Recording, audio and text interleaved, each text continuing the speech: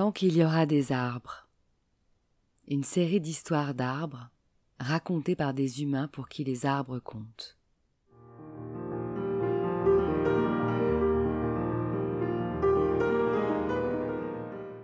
Un patchwork de voyages en enfance ou dans le monde qui justifie qu'au-delà de leurs bienfaits naturels scientifiquement prouvés, les arbres sont nos complices de vie et doivent rester les témoins de nos existences.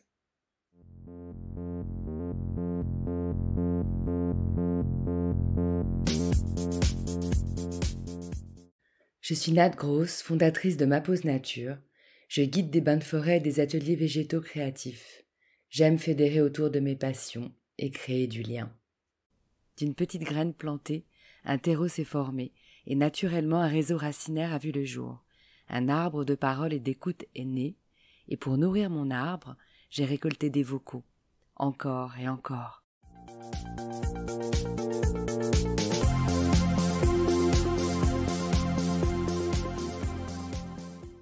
Tant qu'il y aura des arbres. Cette phrase, je crois, à la fois je l'aime bien et en même temps elle résonne peu pour moi. Je crois que, en tout cas, elle me fait penser à cette phrase d'Emmanuel Carrère qui disait quelque chose comme « Être sage, c'est quand on se trouve devant une montagne, voir cette montagne et rien d'autre. Une vie, en principe, n'y suffit pas. » En tout cas, quelque chose de l'ordre de la distanciation. Tant qu'il y aura des arbres, il y aura des arbres. Et c'est beau comme ça. Et tant qu'il y aura des humains, il y aura des humains. Évidemment, chaque arbre est porteur d'une histoire, de son histoire, de l'histoire de l'écosystème dans lequel il grandit et des interactions qui s'y vivent. Mais en tout cas, moi, la manière dont je crée les liens avec les arbres, c'est comme avec des individus témoins du lieu dans lequel ils s'enracinent. Et c'est pas à l'espèce arbre que je m'attache, mais je crois à l'individu arbre. Et tant qu'il y aura des arbres, alors je pourrai m'y attacher. Je suis Théo Posner, né en 1993 à Versailles. Et j'ai créé il y a 10 mois une petite entreprise qui s'appelle Fragment Paris, dont le concept est à la fois pas très original, mais qui n'existe pourtant pas, qui est de proposer aux institutions, publiques ou pas, de créer des objets avec des fragments de chez eux, des fragments du patrimoine naturel qui est sous leur responsabilité.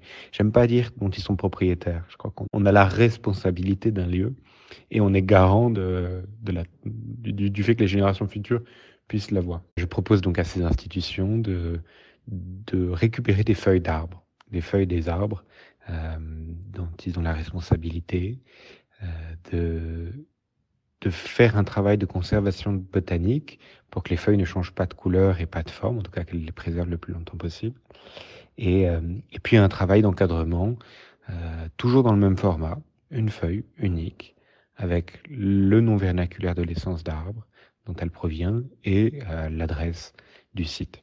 Ce sont des objets qui font le lien entre là où s'enracine un arbre et là où nos histoires s'enracinent. Théo a fondé Fragment, une entreprise d'artisanat qui crée des objets uniques et poétiques, qui place au centre de l'objet de mémoire un fragment de nature.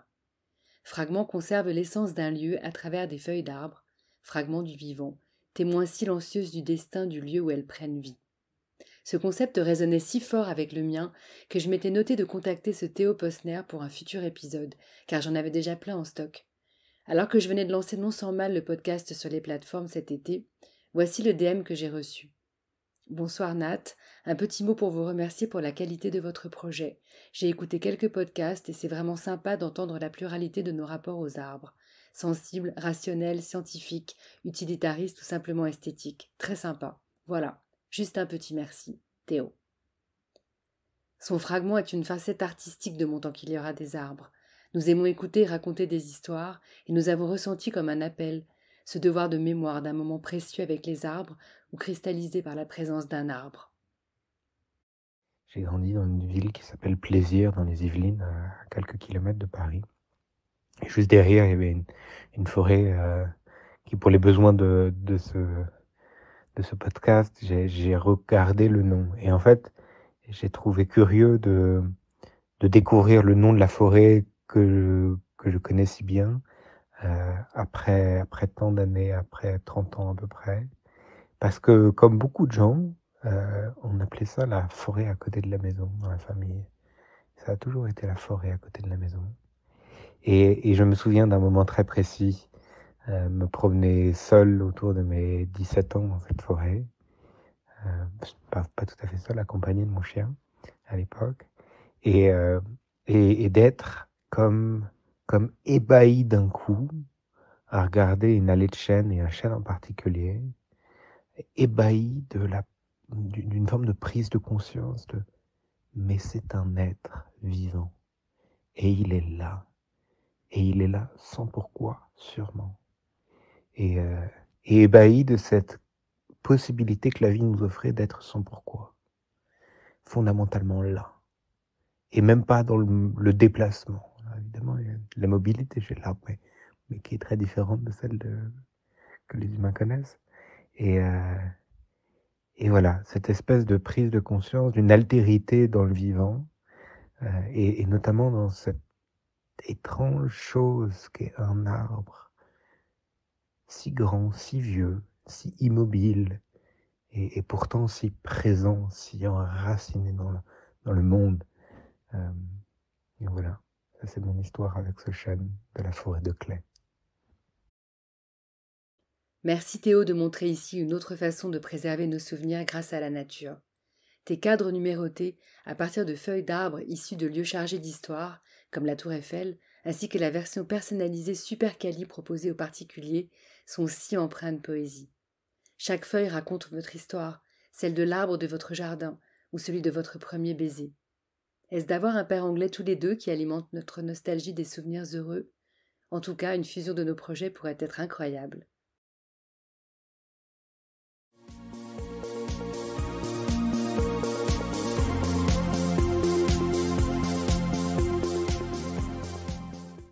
Cet arbre social continuera sa croissance tant qu'il y aura des messages pour l'enrichir et le faire vivre.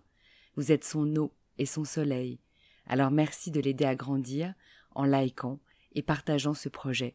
Car tant qu'il y aura des arbres, il y aura le passé, le présent et l'avenir. Take a breath of deep fresh air.